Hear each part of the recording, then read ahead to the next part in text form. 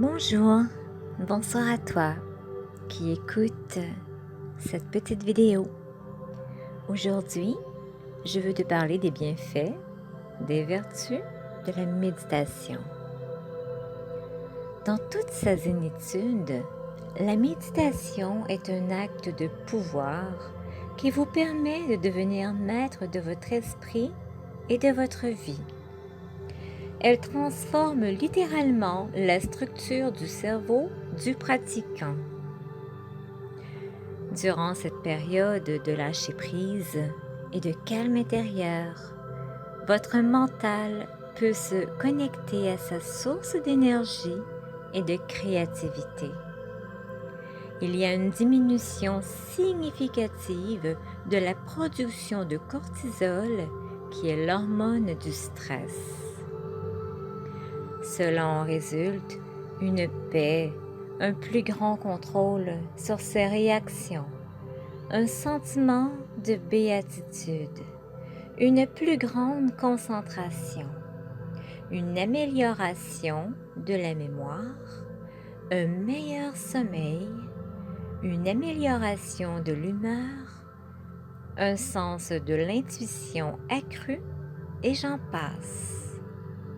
Les recherches scientifiques ne cessent de démontrer l'importance de cette pratique ancestrale orientale. Nous ne sommes pas un corps possédant un esprit, mais un esprit habitant un corps. Voilà l'importance d'être en paix et en harmonie. Il existe 4 phases d'ondes cérébrales. Bêta, la phase quotidienne d'éveil, le rationnel. Alpha, c'est la phase consciente de méditation et d'hypnose. Delta, la phase du sommeil. Et Theta, la phase de sommeil très profond ou phénomènes paranormaux, voyages chamaniques et voyages hors du corps. Il existe plusieurs types de pratiques. Il y a la méditation Vipassana. C'est une auto-observation de ce qui se passe vraiment dans le champ de notre esprit. Cela doit se faire dans l'amour et le respect de soi.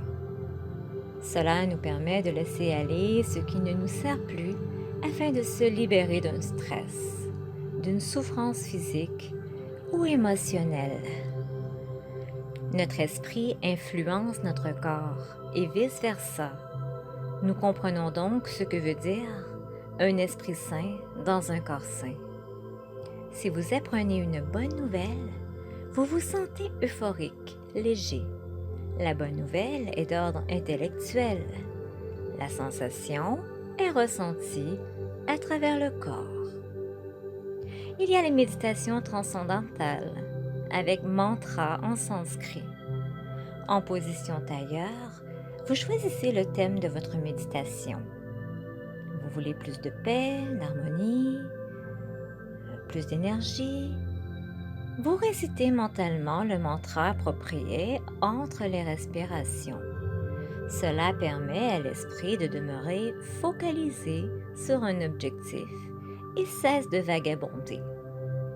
De nos jours, on peut également choisir de réciter un mot symbolique pour vous afin de remplacer le mantra en sanskrit. Vous voulez plus de paix, vous inspirez, vous répétez mentalement le mot paix, vous voyez dans votre mental le mot paix, elle expire, vous expirez paix et vice-versa durant minimum 15 à 20 minutes. Alors, cela empêche l'esprit de vagabonder. Si vous vous concentrez sur ce mot, alors l'esprit sera focalisé. Il y a la méditation guidée, la méditation d'intention avec visualisation, le mantra chanté, qui est l'utilisation d'un mantra sanskrit, répété 108 fois, L'utilisation d'un mala à 108 perles est parfois utilisée afin de guider le participant, la participante. Le kriya, méditation active avec l'utilisation de certains mudras et un pranayama puissant spécifique à l'intention de la pratique. Il y a également le tantra, qui est relié au corps spirituel et souvent utilisé avec un partenaire. Voilà quelques informations bien utiles, mais la pratique quotidienne est importante pour vivre et expérimenter ces changements positifs dans votre esprit, dans votre corps, dans votre vie. N'hésitez pas de méditer avec moi, méditons ensemble et je vous dis merci d'avoir écouté cette vidéo jusqu'au bout. Namasté. Bonjour, bonsoir à toi qui écoute cette petite vidéo. Aujourd'hui, je veux te parler des bienfaits, des vertus de la méditation. Dans toute sa zénitude, la méditation est un acte de pouvoir qui vous permet de devenir maître de votre esprit